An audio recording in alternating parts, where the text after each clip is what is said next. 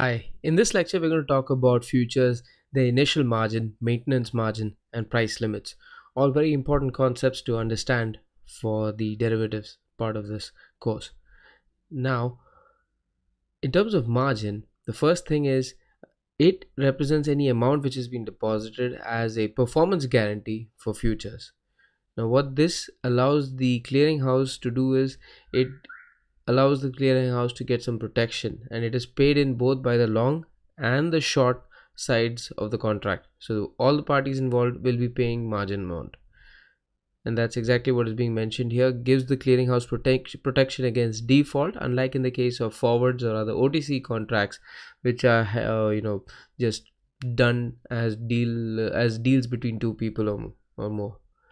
Next is the concept of mark to market, where margin amounts which are given to the clearinghouse are adjusted daily for any fluctuations in the prices of the underlying.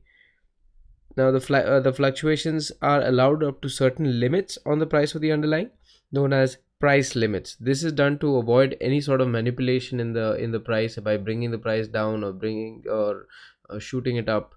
So that is sort of a control that the clearinghouse places on transactions. Next, we have the initial or maintenance margin.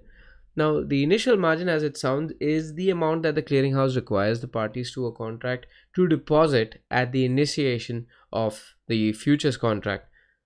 Now, subsequently, there will be fluctuations within the margin account owing to the changes in the prices of the underlying.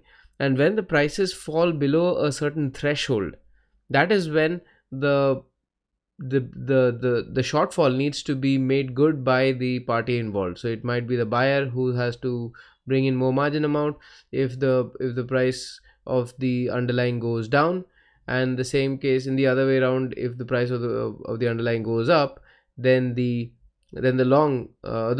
short will have to make good the reduction.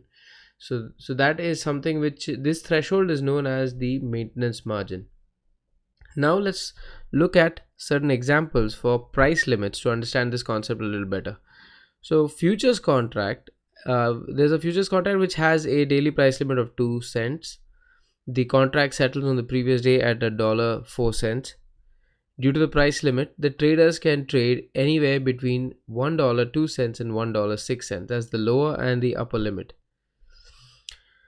Now, if the price of this if the price of this underlying goes above $1.06, then the trade can only take place at $1.06. So if it goes to $1.08 or 9 cents, it cannot be traded at any point more than $1.06. And this price of $1.06 is called a limit up price, and the contract will said to have been made a limit move.